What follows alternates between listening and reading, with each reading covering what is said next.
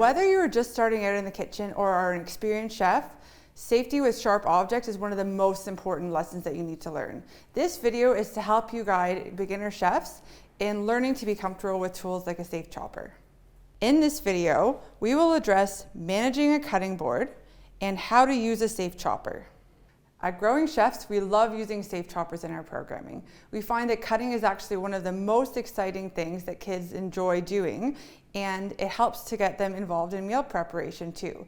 We work with children as young as 4 with safe choppers. We like safe choppers because you hold them in the exact same way that you would a regular knife, and as long as you use them responsibly and carefully, they're an excellent cutting tool. They're safe for young chefs and a fantastic way for them to build their skills in the kitchen. Plus, they cut things into really fun shapes. As you can see, the indent of the safe chopper is the exact same spot where I would pinch a knife. So it's very similar in the way that we hold it. Before we start cutting, we need to set up our cutting board. A cutting board provides a defined space for your young chef to manage. It needs to be kept clean and organized throughout food preparation. Place a damp cloth underneath to stop it from moving around easily.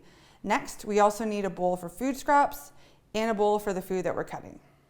We're almost ready to start cutting. Before we start though, the most important thing that you need to keep an eye on when you're cutting is not what the hand that you're actually cutting with is doing, it's what your other hand is doing. And that's the one that's going to hold the food. So we need to do what's called a bear claw. A bear claw is where you curl your fingers and you put your thumb behind, and this acts as a guide. So when I'm cutting something, it will hold the item still, but it will also guide where the knife will go as well as protect my hand while I'm cutting.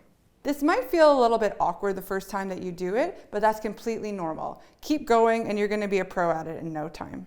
Alora is here today to help me cut these apples. Here, Alora is demonstrating her bear claw. Hold the apple with your bear claw, and we're going to start by making a small indent in the apple and then push down to the cutting board.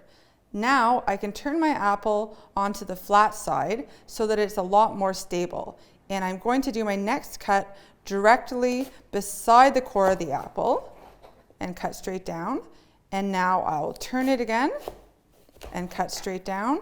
And the last cut that I can make is right here so that I can just remove the core.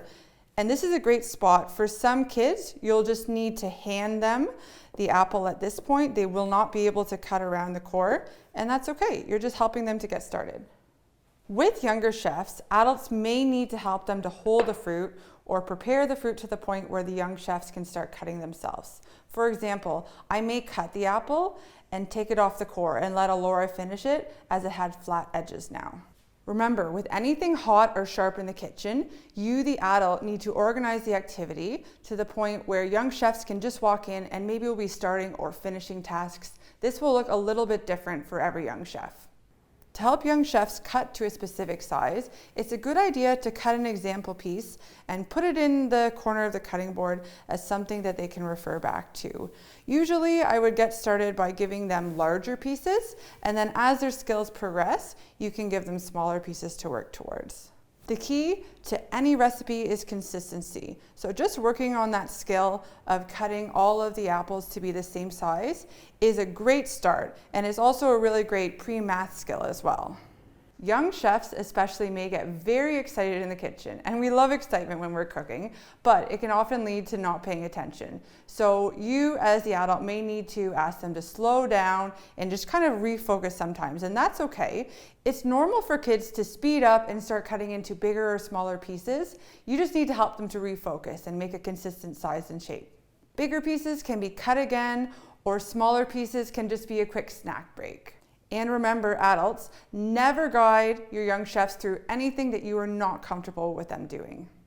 When looking for purchasing a safe chopper, we recommend finding one that has a handle just like a knife, as it's the easiest tool for young chefs to grip.